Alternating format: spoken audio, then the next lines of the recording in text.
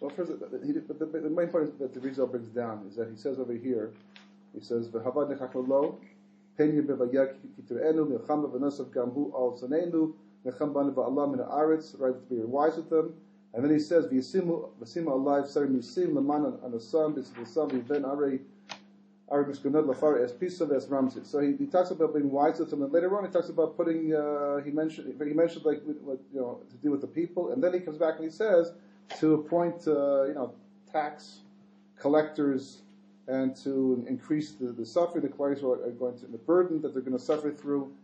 So the reason he explains that really Pharaoh is not being repetitive over here, but rather he's talking about two groups of Bnei Israel, not one group. But what's the chachma?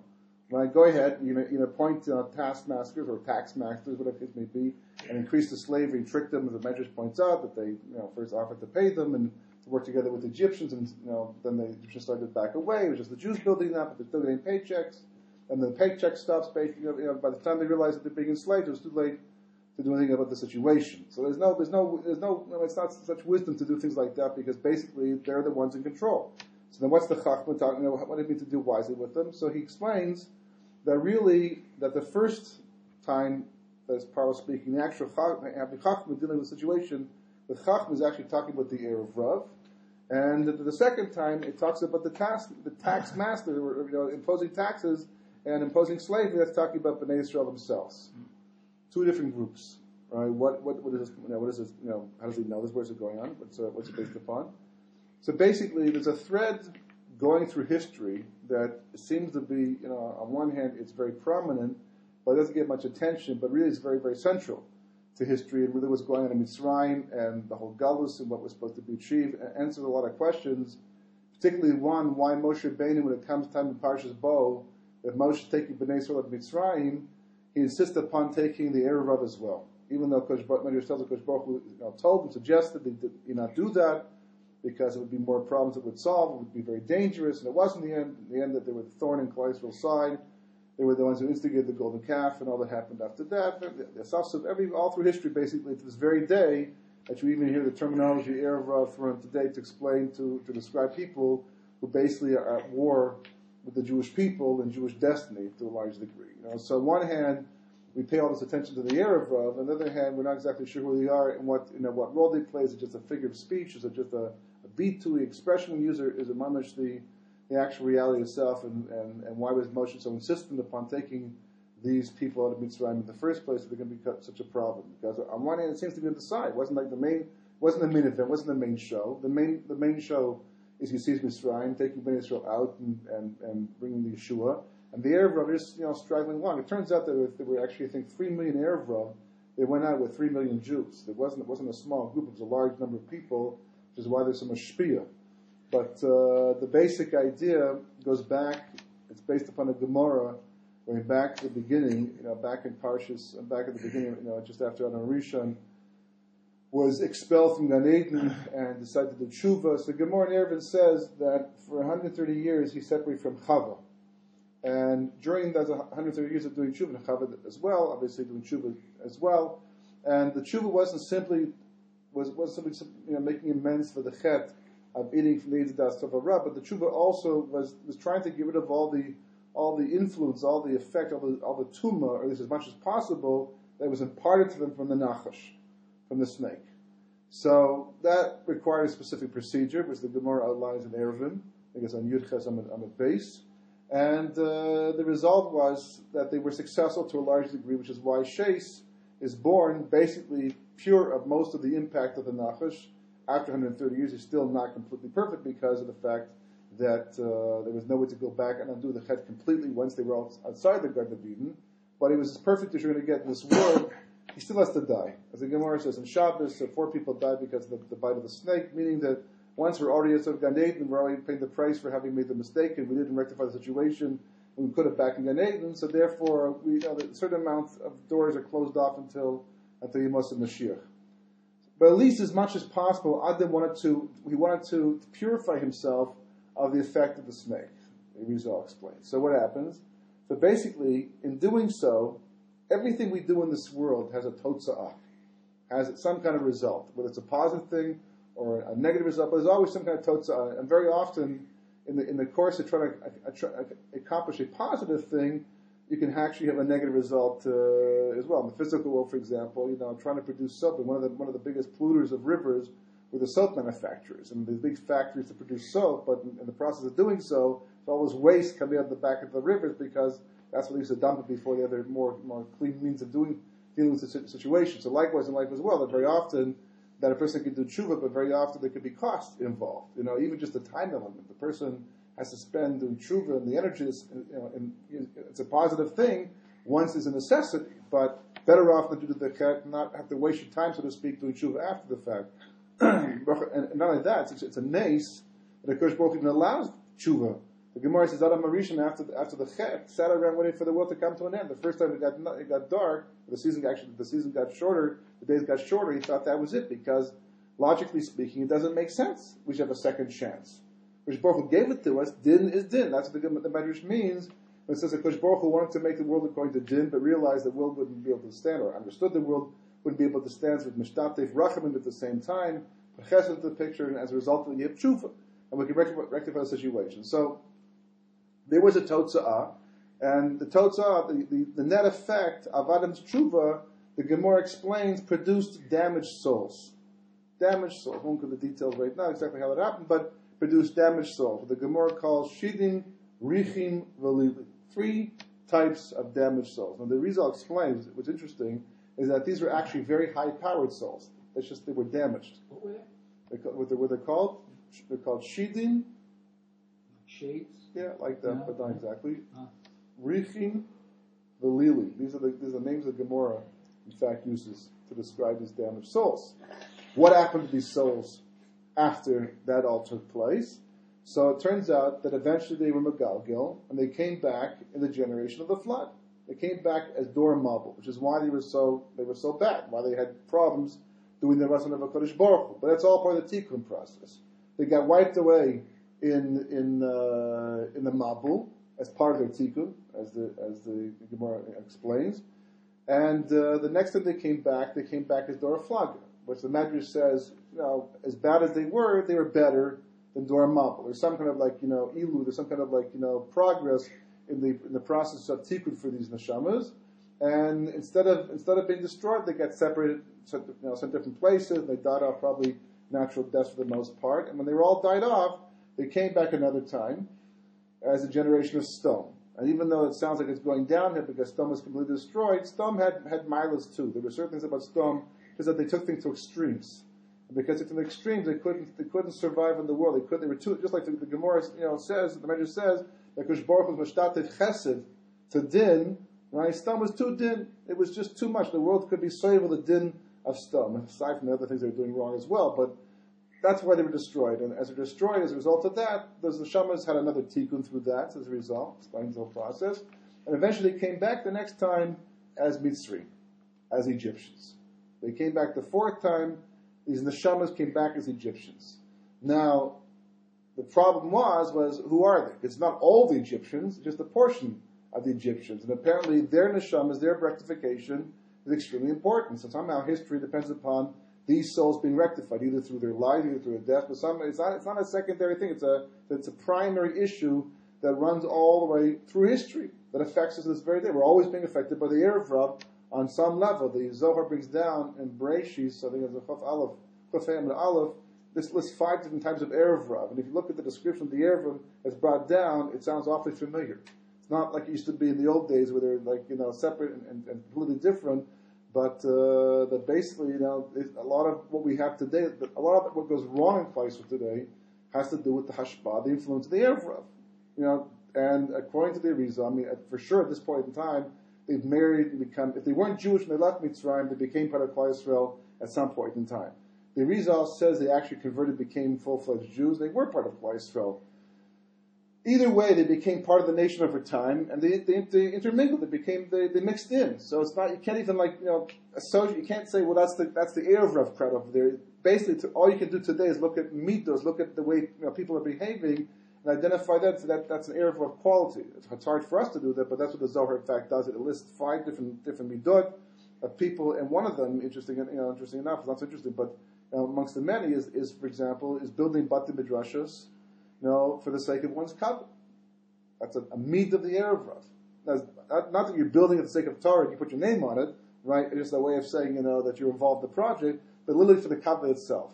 And these are things that are not so far, that's not so foreign to what Klal Yisrael has become over the ages. These are the hashpah of the Erev Rav. That's what the Zohar brings down. That's not me, that's the Zohar speaking, right?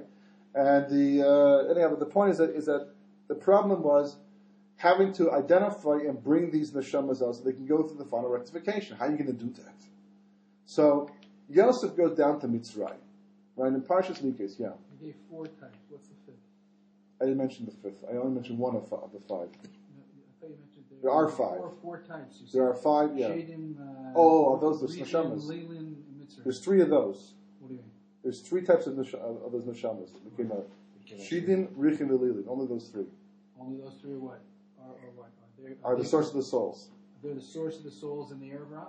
In the Erev. There are 5 types of Erev Rav, but there are 3.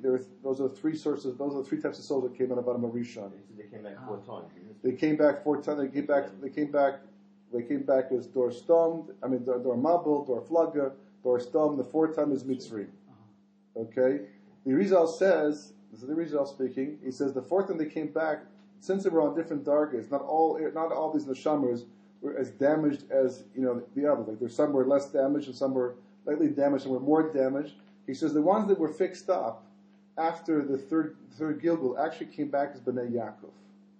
They came back as Bnei Yaakov, and they were the Tukan as much as necessary. Obviously not completely, because they still have problems. Yaakov, you mean the Shvatim? The Shvatim, yeah, the Shvatim. And the rest of what that were not fixed up came back as Mitzrayim.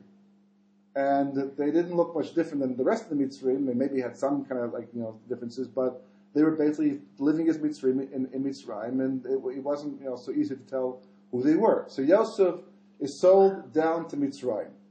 Right? He goes to Mitzrayim, and he's down there in Parshas Mikos. So the Mitzrayim, after the famine begins, they come to Paro, and they say to Paro, "Give us food." Right? We have no food left. So he says to them, "What happened to your food? Yosef warned you. Store the food. The famine's coming. Put it away. Put it away." They said, "We did exactly that. We stored the food, but it all rotted." Right? So we don't have any food left. So he says, "Well, go to Yosef and get some." And they say, "We don't want to go to Yosef and get, because Yosef is making this unreasonable demand upon us to get this food." Right? What is it? Paro says, if he put a curse on the food, which is what he assumed he did. He didn't do that, but that's what he assumed, right? Then he can put a curse on you as well and do whatever he says to do. So what did Yosef say to do? To do bris milah. Sfas Emes is a big problem with that, but what business does Yosef have doing bris milah? Means what's the point of doing bris milah on all the mitzvahs? What is it going to do? It's going to soften the din, soften the tumah, make it a little bit more kaddish for Klal Yisrael, all kinds of possibilities. But it's not clear as to why Yosef makes a decision. And that's the reason. That's the cost you have to pay to get the grain and get the food. So the reason explains no. There's a very specific reason why. Because Yosef knew that these neshamas had to be rectified. Apparently, they were aware of this. They knew this was a thread going through history. It wasn't simply that we're reading after the fact vis-a-vis the Arizal. It's a secret that's been revealed in our time. But instead, it was known all through the generations for Abraham, Yitzhak, and Yaakov, going back to the beginning. It would make sense. Part of the Masorah, and Yosef knew these souls were in Mitzrayim and had to be rectified, but he couldn't tell who they were. So what happens? So what does he do? He does bris milah, and the Rizal says the moment they do bris milah, all of a sudden a group of Mitzrayim separate out from the rest of them. They actually become a unit unto themselves and begin to hang around Yosef and his family. Now, Yaakov comes down after that because Yosef figures that's the hashkafa. Why would a Kodesh Baruch Hu put me in a position like this? Why would he make me second in a mission of Melech in Mitzrayim? I could do all kinds of things. I could make the suggestion. My family could come down. I didn't have to be second in command over Egypt to accomplish the things I had to accomplish for the sake of my family. It makes my job easier, but it wasn't a necessity. Right? Why would Paro put me in a position of power? Kodesh Baruch Hu put me in a position of power like this. The Paro makes me the second in command to him. It's amazing hashgacha pratis. When you know the backward of Mitzrayim and how they feel about the Jews, you see that later on, the same part when they later in that parsha. When they come down to eat with Yosef, the Mitzrayim won't eat with Yosef and his family because, as the Torah says, it was disgusting. They didn't like the Jews. They found the Jewish people to be a low class, population, and they were impressed by them, even though Yosef was doing all these things, but doesn't make a difference. And it just goes to show you the nace. It was totally counterintuitive for the Mitzrayim to put Yosef over the Egyptians. So it was a nace. So Yosef understands. Look at the hashgacha. My brothers sell me. I end up down in Mitzrayim. I work for Potiphar. End up in jail. And through all of this, all this negative, the negative events, I end up to be second in command, and my dreams are fulfilled. All the things I dreamed about is all come true. It's major shkacha pratis. So that's the case. So what's the point? Why would a Kodesh Baruch Hu put me in a position like this, if not to have some kind of major impact on the tikkun of something in the world? So he figures that it has to do with this, and he uses the opportunity to impose bris milah on the Egyptians to find out who the Erev are. And he does exactly that. And they do bris milah. What happens after that? Yaakov and the family comes down to Mitzrayim. How old is Yaakov Avinu when he comes down to Mitzrayim? 130 years of age. Because he's coming down also to pick up, to help Yosef finish the process of tikkun. And these neshamas are being rectified and fixed up by Yosef and Yaakov, the family, this entire time. And the Rizal says they convert, they become part of Yosef's, part of Klal Yisrael, and they hang around. They stay with Bnei Yisrael. So it wasn't like they were external to Klal Yisrael. They were there, right? And, it looked like a positive thing, but they still had rectification to go. So you fast forward, that's like 2239 when he comes down, they go at 2448, it's over 100 years later. The Shib was like 116 years from the death of Levi until they, 1 year before they finally leave. So it's like 116 years they were enslaved. Yeah. How does it work with the distribution of Eretz Yisrael? They weren't born to those shvatim, according to this. Well, by the time they get to Israel, they're according to the Rizal, they're part of Klal Yisrael. They're not part of the Shvatim, but they're part. So they, what they get? I don't know what they get in the end. I don't know what they consider Gerim. I guess they would consider Gerim in the end, and the same thing of Gerim. Which question was that? What's this question?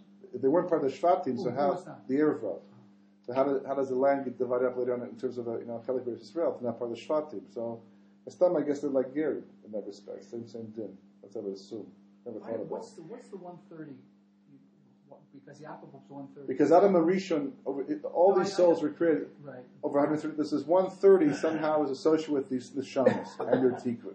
So it's not a coincidence that Yaakov comes down at the age of 130 specifically because what's he doing? He's coming down to help finish this process of rectifying these souls. It becomes relevant because in this week's parsha you find out that that's exactly what Paro sees. Paro, what's the chachma that you have to deal with Bnei Yisrael? So he says it refers to Ha'am. Right, it's talking about the Erev, because he says, look, Bnei Israel, you have to enslave. Then you can impose taxes, and you can enslave them and make them work and the whole thing, because we don't care what happens to them. In fact, it would be a good thing if they would disappear, and solve that problem, find a solution for them right here in Mitzrayim. But the Erev were once Egyptians. They once belonged to us. So the Rizal explains that Paro was saying over here, if we deal wisely with these people, they'll detach themselves from Klal Yisrael and become Egyptians once again. That's the distinction. That's what he's talking about over here. That's why he makes there's two levels of discussion taking place over here. So now we can understand and appreciate why Moshe Rabbeinu is so intent upon taking this neshamas out. There's another reason why as well, which the Rizal explains. And that is basically that these neshamas actually come from the same place that Moshe Rabbeinu's neshama comes from. They're very high level souls. Very high level, powerful neshamas, but they're mekukal. Is that why they're damaged. Yocheved gave birth at 130? Oh, so that's why Dafka Yocheved gave birth at Moshe at the age of 130. Because Moshe's whole tafki is going to be to finish off the process of rectifying these neshamas that began back at Adam Rishon's tikkun. Because if you think about it, what he's getting rid of basically is what was damaged in the world. In fact, where does the 130 come from?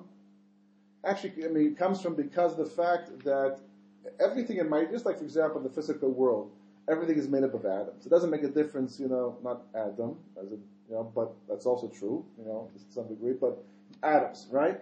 And you break these apart, basically, it always comes down to some type of, nuclear structure where you have, you have a nucleus, and you have protons, you have electrons, and, these different things that make up the physical world in which we live. Likewise, everything on a Kabbalistic level comes down to Shemos of HaKadosh Baruch Hu. It's all Yud Kei Vav Keis. Everything is just a tzirufim of Yud Kei Vav Kei. It's the same, for example, you combine different atoms and molecules, whatever, to produce a person, produce clothing, produce a table, produce a wall, whatever you're trying to produce, it's all the same building block, just rearranged to produce different things in Ma'aser Bereshis. Likewise, the same thing is true behind that, to make that possible, and the entire world, ultimately speaking, is just Yud Kei Vav Kei and different permutations of Yud Kei Vav Kei.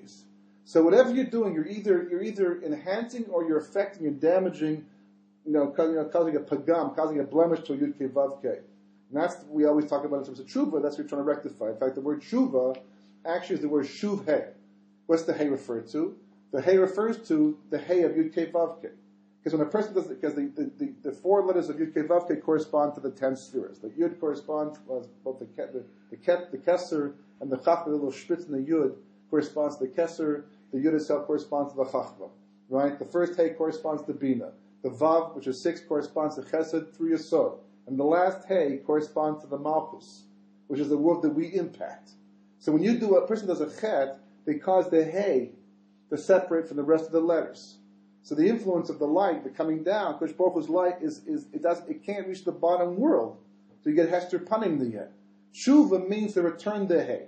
Right? When you do tshuva, you rectify yourself and you increase the amount of Or of Kosh Baruch Hu, Ma'aser Bereshis, it pulls the hay back together with the rest of the letters. So it turns out when Adam did the chet of eating from the Eitz Hadas Tov Hara, he damaged 5 Yud Kei Vav Keis. 5 times 26 is 130, so that's why he specifically spent 130 years trying to rectify the mistake. To rectify the 5 Yud Kei Vav Keis of the Malchus, it's Kabbalistic, but that was his thinking, that was the process. So in those days, it sounds very Kabbalistic to us, but for those days, when he lived in Gan Eden, he spoke to Kosh Baruch Hu. You can't get more Kabbalistic than that. That was his Metzias. He understood these things. That was his reality. Even though he was shrunken down, spiritually became much smaller as an entity, spiritually and I guess maybe physically to some degree, but he certainly retained an understanding of what he once saw. In fact, there's a sefer called, I think it's called Heichel Rav Yishmael, that mentions that even after he left the Garden of Eden still remained.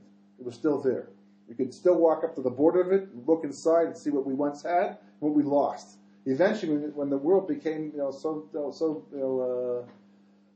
so void of spirituality, eventually it disappeared. It went up or disappeared. More than likely, just that we couldn't see it anymore because you lose the ability to be able to see on such a high spiritual level. It just sort of disappeared from mankind. But it was available. It was there. What's the 5 again?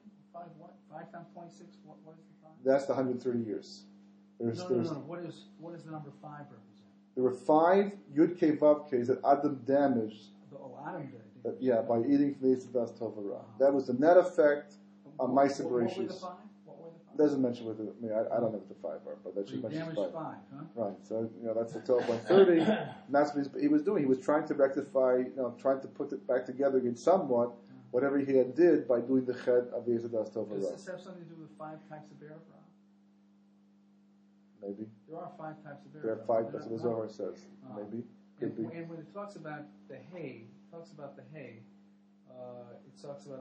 returning the hay by a mullet who was supposed to be, I think, the first of the Rashis Goyim, is the first of the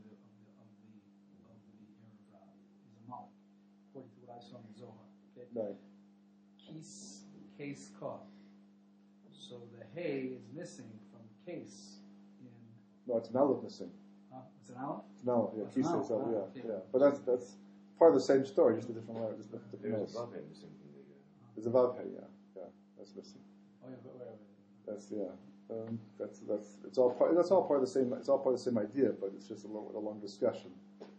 That's the Shaykh by PARSHA Shalach. But so that's the idea. That's what he mentions. So that's why Moshe Rabbeinu specifically he insisted upon taking these neshamas out because he had a personal kesher to these neshamas. They came from the same place that his neshama came from, so therefore was able to he understood what they were about, and he felt that by going, if you had to wait for another Gilgul. So the tikkun for Ma'aser Bereshis and Yemos Mashiach would begin later, which he was trying to avoid. He was assumed that he understood that by bringing these neshamas to Har Sinai, experiencing Matan Torah and being on the Kanfei Shina, that somehow be mashpia on them and make up for lost time.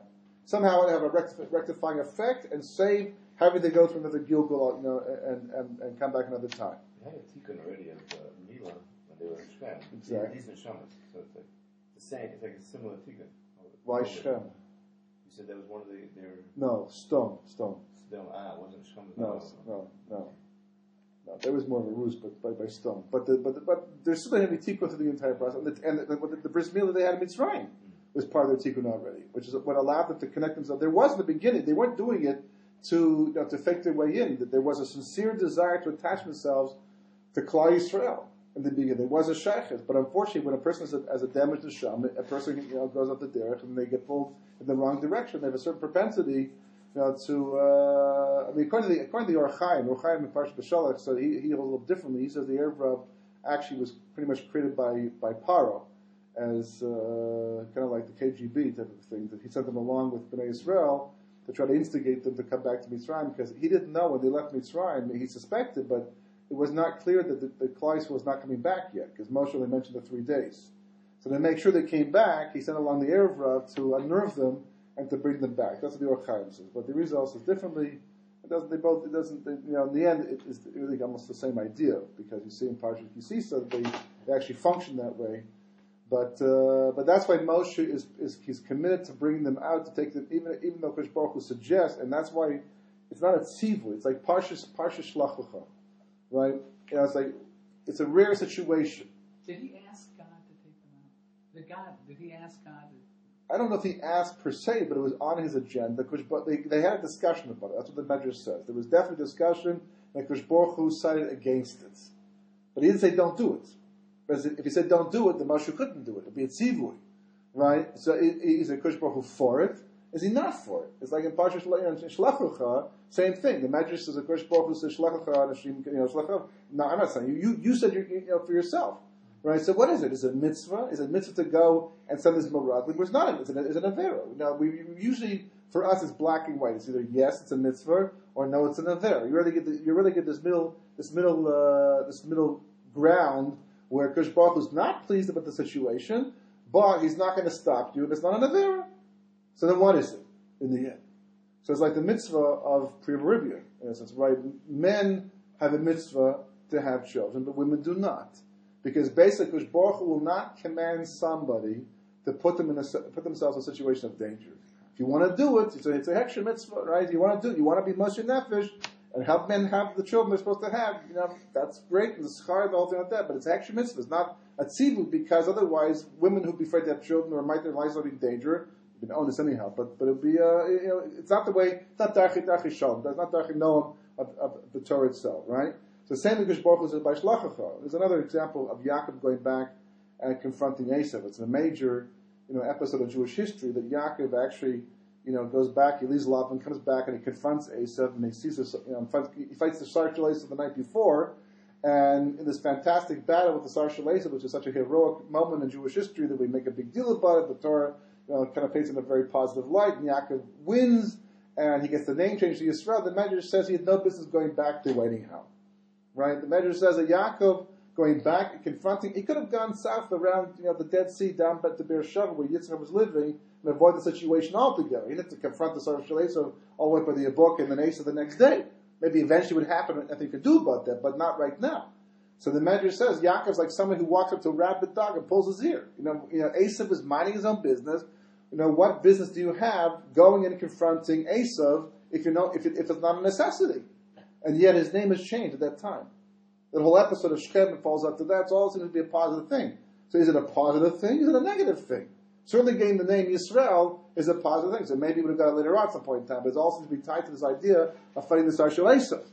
So is it a positive thing or is it a negative thing? Is sending Meraglim out a positive thing or a negative thing? Is the situation with the Erev Rav, is it a positive thing or is it a negative thing? So basically the idea is that it's a positive thing, obviously, because he gets the name Yisrael, and Moshe seems to be one of a positive thing in the end, but it's Mesukan. Just like having children, it's dangerous.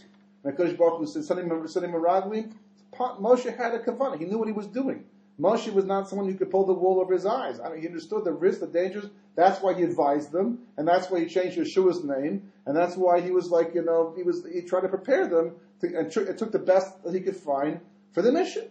It was certainly well meant in the end, but it was dangerous because for a couple of reasons. Number one, it was somewhat premature, and their Gadlus and their closeness to Kosh Baruch Hu was still vis-a-vis Moshe Rabbeinu.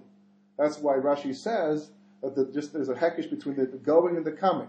Even though it says that they were anashim, ksherim hayu, they were kosher people, and then it says that they're just like they're coming back with Beit Tzara. Likewise, they're going with Beit Tzara. So when did they change? At what point? If they were kasherim and tzaddikim and all that, so at what point did they change? The answer is the moment they turned their back on Moshe Rabbeinu. As long as Moshe was in front of them, and Moshe was there to be a dugman, to be a tzimur for the light of HaKadosh Baruch Hu, they were connected, and therefore they held their level. But the moment they turned their backs and went to spy the land, they weren't spiritually strong enough yet to survive the mission. And even though they may have had the best of intentions, they lost it along the way. And this ties back to Yosef and his brothers as well, which is why he calls them Meraglim Mitem and Parshas Miketz. It's all tied back to the same idea. There's a connection between this and that. And what happened to Yosef, happened to Zion. It's all one larger picture. But that's what the Kosh Baruch Hu say. You can send them. It's not an avera. It's even perhaps a good idea, but it's fraught with danger. Same thing by the Erev Rav. Kosh Baruch Hu is the Moshe Rabbeinu.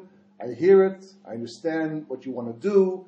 I see the potential, but you should know it's a dangerous thing. And it might be better. It might be better given the fresh nature of the Geula and Bnei Israel and their ability to be influenced. So shortly after, within 50 days of leaving Mitzrayim, it's actually 50 days plus, almost 90 days altogether, going to be influenced with the whole situation. Maybe you're better off to leave them behind. Moshe instead, he descends, he takes them out at the same time. The result is that's why, for example, you see later on when they after the Egel Zahav is built and they purge the camp, then comes the building of the Mishkan. In Parshas Ba'alosacha, the Parsha, you have all the gifts that the Siyam brought as part of the Chanukah of Mishkan, Chanukah of Mizbech, right? And you'll notice some of the gifts that are being given are 130 talents of silver. Not only that, but the word Mishkala itself, which means its weight, is made up of, this is the result, not me, right? The Mishkala is made up of the word Moshe and Kuf Lamed. Why?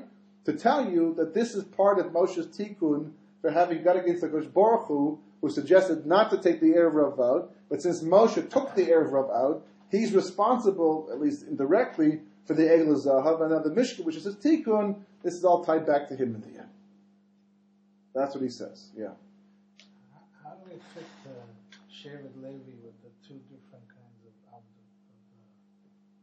One was actual physical Sarei Misim, and the other was the Erev Rav to try and get them back into the Egyptian. Where they fit into this whole shibud? They didn't. Yeah, so they were above it. That's Yosef prepared the way for that. That's why also back in Parshat Yigash, he made sure the Kohanim. There's certain laws were made at that point in time that the Kohanim, so to speak, of the Mitzrayim, be pater from what was going on in Mitzrayim, the whole situation. It was laying the path that the Levium should be able to be outside of the situation and not be part of the shibud. So he was that was part of his forethinking back in then. But that's the idea. And this theme basically runs through for the rest of Torah and for the rest of history. Ad Kidei Kach, the Zohar brings down that talks about. When you look at what the Gra wrote about the Erev Rav, it's a much more essential reality to Jewish history than we think it is. Than we make it out to be in the end. It's much more part of what's going on historically than we understand. And because of that, everybody has to make sure that whatever they're doing, whatever they're thinking, you have to think twice. You have to make sure that you fall in the category not of the Erev Rav, because everybody potentially can be affected by that reality. To such an extent that he brings down elsewhere in Shar Gulim, he brings down that the generation before Mashiach comes, the actual what he calls Dor Basra, the last generation before Mashiach comes is going to be basically the neshamas of Dor HaMidbar will come back, right? Dor Day will come back and be the neshamas of Klal Yisrael. Moshe Rabbeinu comes back in every generation. I mean, the Gemara says as well, and the Rashi brings down that every generation is a natzotz, or the Shem of Moshe Rabbeinu comes back as potential Mashiach in the generation. Ever since that period of time. So when finally Mashiach comes, his neshama will be inside Mashiach as well. The goof, I guess, will be from Yehuda, but the neshama powering that will basically be Moshe Rabbeinu's neshama, because he was meant to be the goyel from the beginning. So That's what Adam stands for. Not just Adam David Mashiach, but also Adam David Moshe. It's all part of the same cheshbon. That's what he says. So, and also the Erev comes back as well. That's the result says. And the Shamas of the Erev come back as well and becomes part of Klal. So what do you need it for? What's the point? Why should that happen? Back at the beginning, it's understandable because that's what the situation was. For whatever reason, it goes back to the Marishon with the Chet and the rectification over the 130 years, and now he has to finish it off. But thousands of years later, why would that make a difference to history that these Neshamas would come back as well? Unless that is a main theme of history, that this is what is trying to be rectified. So, it's, what do you do with it? It's not like you can sit here and point out, well, that person's Erev, that person's Erev, that person's not, because obviously it's easy to make a mistake. And getting to that, distinguishing one from another doesn't usually serve us well, anyhow for that matter. But basically there are certain klalim. And one klal, for example, it's one thing to be anti-religious. It's one thing to be anti-Torah, one thing to be anti-Haredi, for example, right? Because people, unfortunately, don't have the proper chinuch, didn't have the proper experience, proper education, they went through, whatever they went through. But for the most part, if they don't see a religious Jew, it doesn't bother them that much. Or they won't go chasing after them. They're not at war, right? If you give them their space to do their thing, you do your thing. You want to be that way, and we'll do our thing. Just don't cross paths, okay? Some are more aggressive. They want to, redo the country. They don't want to be. But the moment somebody goes to war against Torah, the moment someone goes to war against the Jewish people, they undermine the long-term national goals of Klal Yisrael. Whatever they're doing, somehow, and it's not that you're not religious. You can also be religious as well and be this way. The bottom line of what you're trying to accomplish, what you're trying to do, does it sustain, maintain? Does it help? Does it facilitate the completion, the achievement of the long-term goals of Klal Yisrael al pi Torah, or does it interfere with them? Does it makir them? Worse, are you at war with the Jewish people? Obviously, somebody who's religious not at war with the Jewish people, but somebody who is not, you're actually you're going out of your way to undermine the Torah world, to stop Torah, to stop the reality of it. A person can fall in the category of Erev Rav in the end, because that's one of the prime traits. As much as they may have converted, as much as they may become part of Klal Yisrael, the bottom line is the Erev Rav exists to be able to interfere with the completion of the goals of Klal Yisrael. And this question, when you say that anyone who sets up an impediment or is negative Torah, right? These can be identifiable as an Erev Rav. Potentially, yeah. I'm not saying 100% for sure, but definitely potentially. Okay, so could you say that where the land of Israel is concerned as part of Torah, and therefore absolutely anyone who's against the people who are trying to create a greater Israel, that would also be identified as Erev Rav? What do you mean a greater Israel? To expand the borders? To take the borders to where they naturally should be. Where the Torah says the borders are. I mean, to take away land? No. There are a group of people who are trying to take land of Eretz Israel and partition it off to other nations or other what do you call it? Created nations. All right. So this is land, and there are people here who have a belief that the Torah and the land are integrated. They're integrated together. So by focusing on and having a direct confrontation, a direct war with these kinds of people who are trying to keep a greater Israel, per se, would these people also be identifiable as an Erev Rav? The ones who are trying to stop it, or the ones? Yeah, the ones who are trying to stop it. It's hard to say because some people just follow. Because you're focusing only on the Torah, per se. I would say more. I would say more the groups that have collected together and spent a lot of money specifically to try to undermine the hold that the Jewish people have in Eretz Israel, the point that they take the position of the Palestinians, that could definitely put a person in the category of Erev Rav. To be in a situation that's what you have today, I don't want to really go into that at this point in time, but to be in a situation today where a lot of it's politics, a lot of it's people who don't understand the great dynamics of Jewish history. For example, a secular politician, he's not living in the world. After he doesn't believe the biblical right to the land, and it's more to do with the fact that they're here and they're looking to get peace as much as possible, as fast as possible, and they're, perhaps their distorted way of thinking, they think this is the path to go ahead and achieve this, and to the point that they undermine all efforts from their own people to try to set up, that's complicated. I'm not talking about the ignorance. I'm talking about the person who Dafka is preventing, would be the person preventing from this concept of. It would depend. It would depend. I don't know. It's too broad a question. It depends on the situation. But just the main point over here at this point is just that before a person assumes that there's Erev Rav and there's Klal Yisrael, you have to be very sure you understand the goals of Klal Yisrael to make sure that you're not interfering with them. The Gra says that's the main battle at the end of history. The main battle, he says, at the end of history is against the Erev Rav. It's not against Yishmael. It's not against Adam, right? It's against the Erev Rav. It goes so far as to say that anybody who's not involved in this battle is better off not having been born b'chlal. He says, because if you're not fighting against them, you're one of them. That's the lashon of the Gra.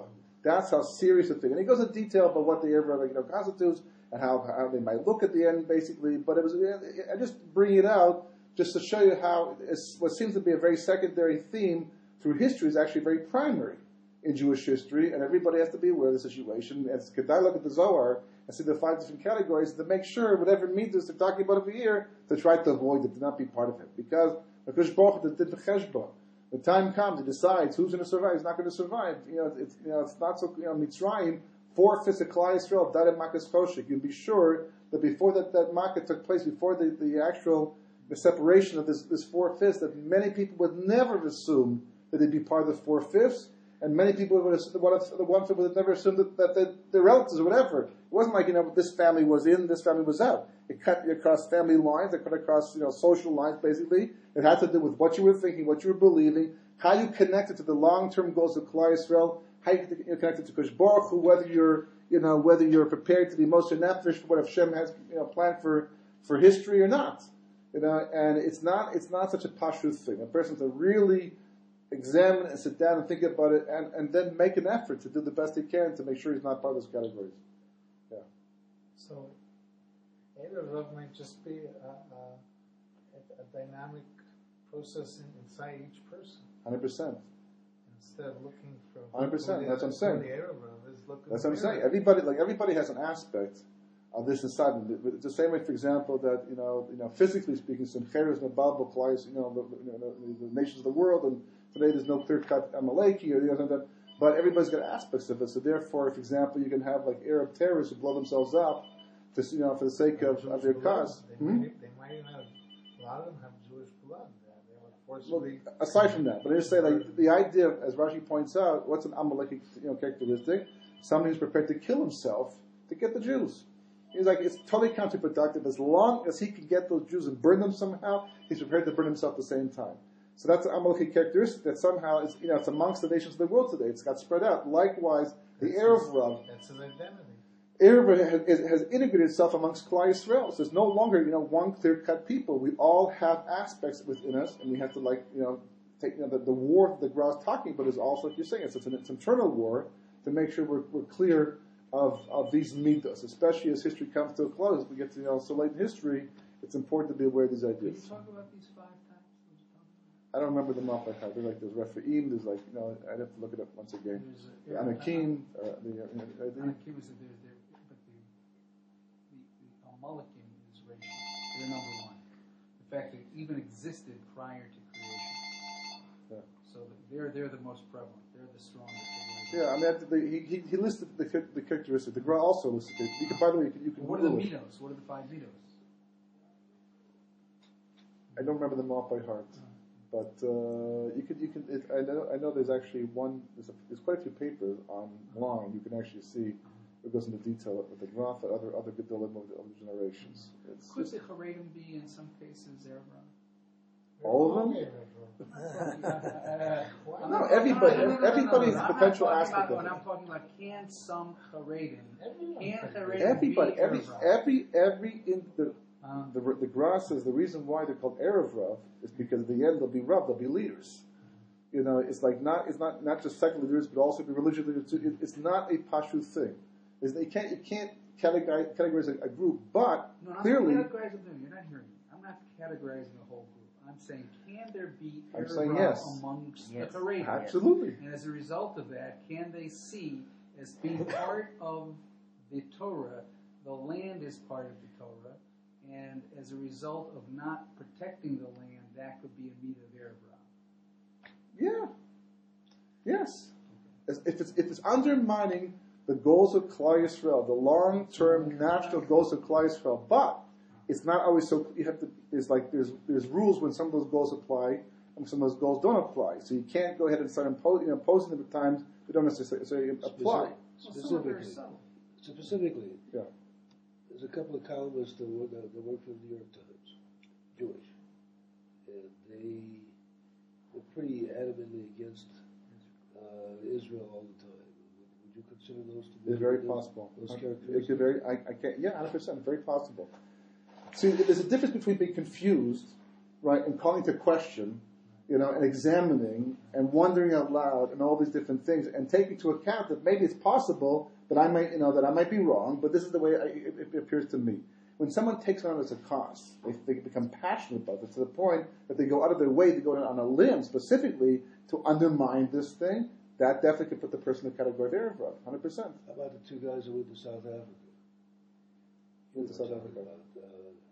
The guys that live in upstate New York that went to South Africa and held hands with Arafat, etc. That whole big thing. Yeah, you are going to Iran and right. 100%. That's extreme. That's extreme. That's an extreme behavior. Side. You have to be that's I'm talking about the less, more subtle side. No, but yeah, to understand the more subtle behavior, you have to understand the extreme behavior. yeah. Okay, that would. There's a second board over here. There's a second board. The second board basically is the idea that it's unusual. This is why part of this was PARSHA sheet, but it's unusual. Most nations, when they form on a land. Most people, when they form as a nation, they form on a land. They have a land. They may have collected together. Rome began that way, and everything. America began that way. They began, from the British, they began from the French, whatever. But eventually, they became Americans. They got to America. Likewise, the Greek. People go to a land. They settled there. Very early stage, and they weren't any particular nation at that point in time, but eventually they come together, collective security needs, whatever the case may be, and they form as a people, eventually give themselves a name, they become a country, become a state, become whatever they become. The Jewish people is the only people, per se, that actually became a people outside of a land. They could have been in a land, right, in Eretz Canaan, they were there, they could have stayed there the entire time, until eventually the land would have become part of Klal Yisrael's Yerusha, as Kosh Baruch Hu promised, but Kosh Baruch Hu specifically took them out and made sure that when they became a people, and the first they become a people, the first person to call them a nation is Paro. He's the first one to call them Am Yisrael. To make sure that when they became a nation, they became a nation away from the land. They only come back later on to inherit, to conquer, inherit Israel, and become. But they're already Bnei Israel before they get there. It's Eretz Israel because, as the Rizal points out, the Kosh Baruch Hu folded up the entire land under Yaakov Avinu, who's called Yisrael, so actually the land is in the shape of a person lying down somewhat. Can't exactly see it, but that's what he says, right? And there's probably the unusual shape that it has. And so it's Eretz Yisrael. But really, Eretz Yisrael, as we understand it, is because of the fact that eventually we took over the land and we were living there, but we became a nation off the land. The question is, why was that so important? Why did we have to become a nation away from the land specifically? Right? And what does that have to do with the Palestinian problem today? Because it's very much connected. In fact, as the Medrash just says, based upon the Gemara in Baba Basra, right, where, and I know we spoke about it before, but for those who knew before, that Rabbi Chana went out they went fishing. They came across what they thought was an island, a fish with grass growing on it somehow, some way, right? And it's a mashal, so this story doesn't have to be true to make its point. And they thought it was an island. They get off into the island. They start to cook. They start to bake. They start to do whatever they can do on this island. Eventually, the fish feels the heat. Fish wakes up, whatever, turns over, and they all fall into the water. And they swim towards the boat. They make the boat. They get in the boat. And Rabbi Rechana closes by saying, after telling this story, he says, if the boat had not been close at hand, we would have drowned. Tells the whole story, and thank God the boat was there, because otherwise we would have drowned.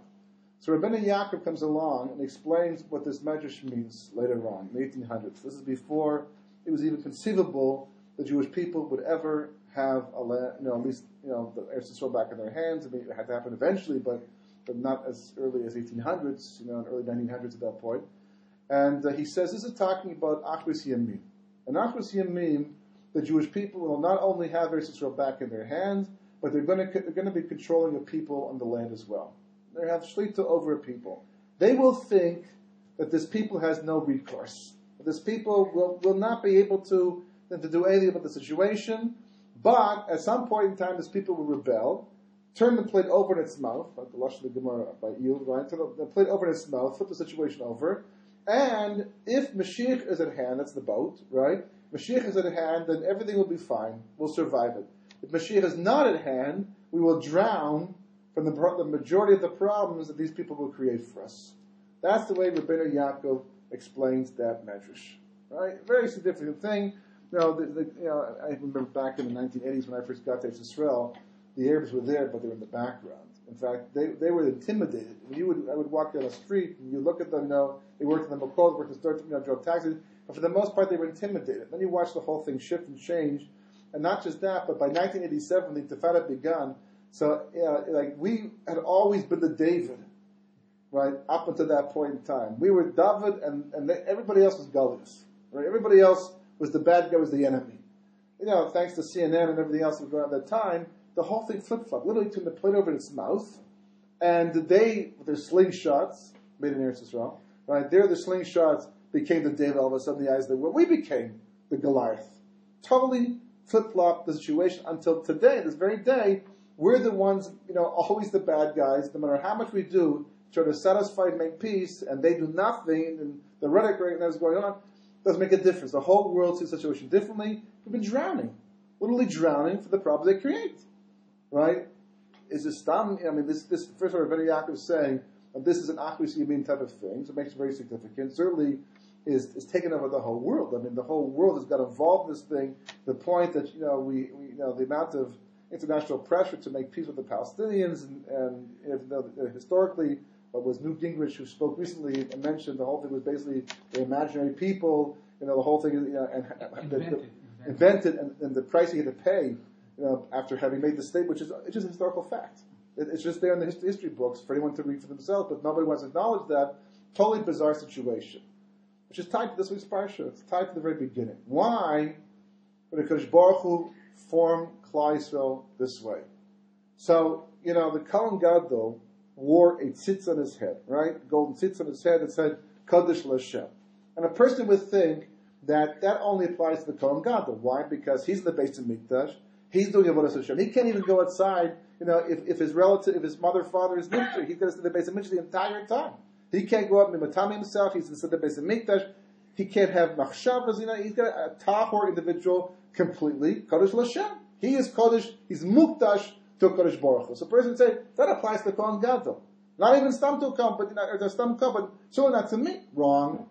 Because the Torah says in PARSHA Yisro that we're Mamlechas Kohanim, and the Kohen Gadol is just the Dugma. He's the example. He's the one who we're supposed to look to understand what it means to be a Kohen. Obviously, we're not Kohanim, the Beis Hamikdash, doing the Avodah, unless you are a Kohen, right? But as Mamlechas Kohanim, we also have to be Kodesh L'Hashem. And the lesson goes so far as to say the whole role of being Klal Yisrael in this world is to mekadosh the Olam and make the entire world Kodesh LaHashem. Till eventually that's what's going to be Yom Mashiach. All the tumah will disappear, and Techis and Mason, and the world become completely pure and tahor. Same thing is true of the Levium. Right? The Levium, Kodesh Baruch Hu says they will not get a chiluk of Eretz Yisrael. Right? They don't get a chiluk because Kodesh Baruch Hu is their Nachalah. He's their Yerusha. That's what they get. Now, one reason is because he was involved with Shimon, and Shechem, basically, and these guys were, together. They did not a very good thing in anger. So Yaakov curses their anger, and Moshe makes a point of separating them. And Shimon becomes school teachers, and the Levium later becomes they work at the Beis Hamikdash. But the truth is that was only true until Levi did tshuva. Because when Levi, by Har Sinai, even before that, but certainly by there, when Moshe ben said, Mi L'Shem Elai, they came and they fought against their brothers, as the Torah Parshas Parsha Kisava points out, makes a big deal about this, that was a turning point for them. They became the Bechor as a result of it as well. They replaced the Bechor. And as a result of that, the Kohanim, at least from the Levim, and they were Zoiche to become the Misharsei Beis HaMikdash, the Kohanim, and Kosh Baruch Hu became their Nachala. Why? Because the truth is, that's the same thing is for all of Klal Yisrael. All of Klal Yisrael, we are not a nationalistic people. Nationalism does not apply to Klal Yisrael. When Moshe Rabbeinu says to Yisrael, right, come with us. In Parshas Balozah, come with us, right? He never mentions Eretz Canaan. He never mentions going east, we're going north, we're going south, we're going to Eretz. Come to the land that Kosh Baruch Hu, he says, come to Hamakom. Come. Why is he talking like this? Because Yisrael says, what's the point of coming to Eretz Yisrael if as a ger, I wanted to chiluk in Eretz Yisrael? I get Yericha, whatever, but I'm not part of the Shvatim. I won't be able to have a chiluk, so what's the point? So Moshe says, that's not the point at all. Everybody's a chiluk in Eretz Yisrael because, practically speaking, we have to have a land to work at, to live off of, and to serve a Kosh Baruch Hu. Not just that, but the Zohar says that since every Jewish neshama, by definition, every neshama in the world, the Gentiles, the Jews, is always hewn from the place, someplace from the world. So what pulls a person to a specific land, says Tuva Aretz, is where the neshama came from. So if a person's neshama was hewn, so to speak, from Canada, they'll be drawn to Canada. From the States, they'll be drawn to the States. A specific place in the States, that specific place in the States. That's what will feel the most settled. All Jewish neshamas, by definition, are hewn from Eretz Yisrael. So you can't have shlemus as a Jew outside of Eretz Yisrael. And not just that, but the Zohar says that getting your chelik Eretz Yisrael is actually getting your chelik of Torah Sheba'al Peh, because it's one and the same idea. How's it work out? It's a different discussion, but that's the basic idea. So there has to be a land, practically speaking, but HaKadosh Baruch Hu wants to make it perfectly clear that He's our land. He's our makom. He's our chelik. He's our nachala. And the moment you put too much emphasis on the land, basically, you begin to act with the rest of the nations of the world, become too nationalistic, and replaces HaKadosh Baruch Hu, which happens for a lot of people, historically. Then you stop in Klal Yisrael, and Israel stops being Israel. In which case, you go into Galus, you lose the entire thing. So that's why if you look in PARSHA Zazina, what does HaKadosh Baruch Hu say? HaKadosh Baruch Hu says that if you're going to annoy me, if you're going to anger me, you're going to act in ways that are not consistent with why I took you to Mitzrayim, to become the nation I took you to become, you're going to Midbar, as opposed to Israel to receive Torah, because you're above the physical reality. If you understand that I am your makom, I am your place, I am your nachal, I am your Yerusha, if you forget that, and you break that, then I will bring against you a non-people. Mina keneged mina. What does a non-people mean? An invented people, not just invented people, but people that are land. People they're not, a people, an am, is usually associated with the land, with the country, with borders.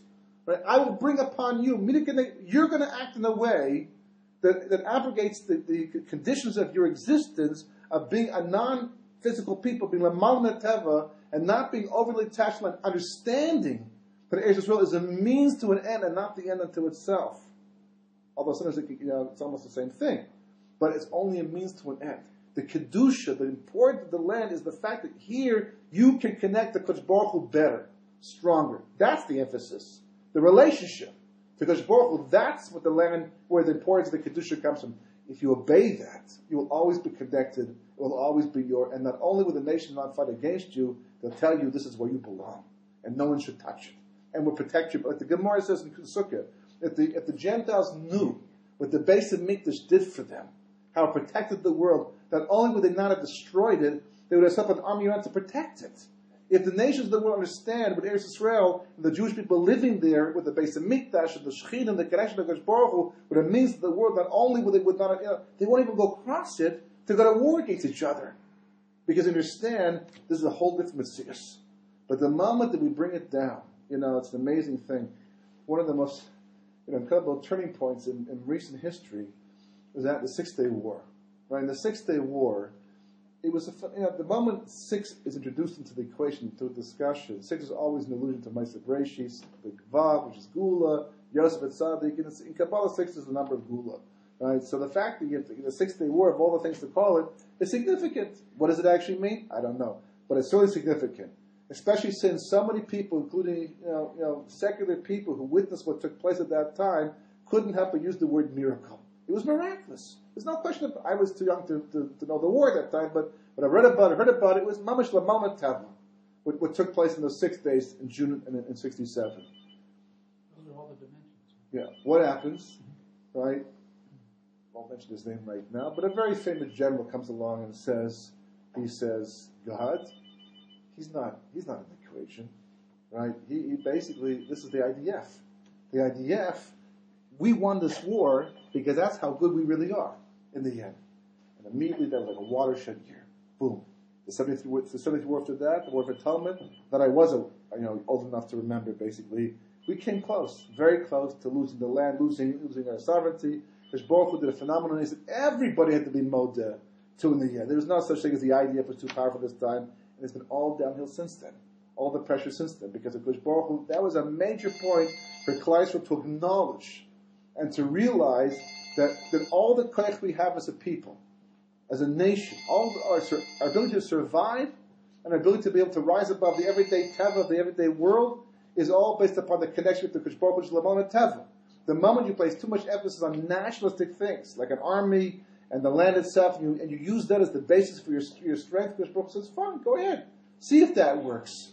Tiny little Eretz Israel amongst 360 million enemies with massive countries. Just look at the map. Take out the map and look at the map, and you'll realize what HaKadosh Baruch Hu is talking about. You realize what Moshe means when he says to Yisro, we're not going to a land, just any land over here. We're going to a Makkah. We're going to the place to connect to HaKadosh Baruch Hu. When you connect to HaKadosh Baruch Hu, you can redraw the map. All the other countries become tiny, and Israel becomes huge. That's the way it looks. In fact, there's a story of somebody I spoke to, was on an airplane once, and he said that he was talking, there was a Chinese, it was years ago, like 25 years ago, and he was talking to someone from China. I don't know if he was a politician like that, but he recognized the keep, and he said, you're Jewish? He said, yeah. He said, Israel, very big country, lots of people in Israel. He said, actually, it's quite small. He said, no, very big country. He said, let me draw for you. He takes the napkin, and he starts drawing Israel and the map. I can't believe it. How can that be? He says, always in the news, always in the front page, always like this war. How can it be? He said, yeah, that's the way it is. That's the way it appears. So, Kodesh Baruch Hu, the beginnings of Klal Yisrael have to be when you stand as a nation. Kodesh Baruch Hu is our nachala. As long as he's our Yerusha, he's our land. As long as Kodesh Baruch Hu is the basis of our existence, it doesn't make a difference where you are. Security for the Jewish people is defined as being where Kodesh Baruch Hu wants you to be when He wants you to be there. You could be right next to the conflict, and it won't touch you. You could be 6,000 miles away from the conflict, and it will affect you. Chas v'shalom. Because as long as a person lives, so to speak, on a Kodesh Baruch Hu, that's his land, that's his nation. The person lives l'mala teva, and the basic borders of the country don't affect him.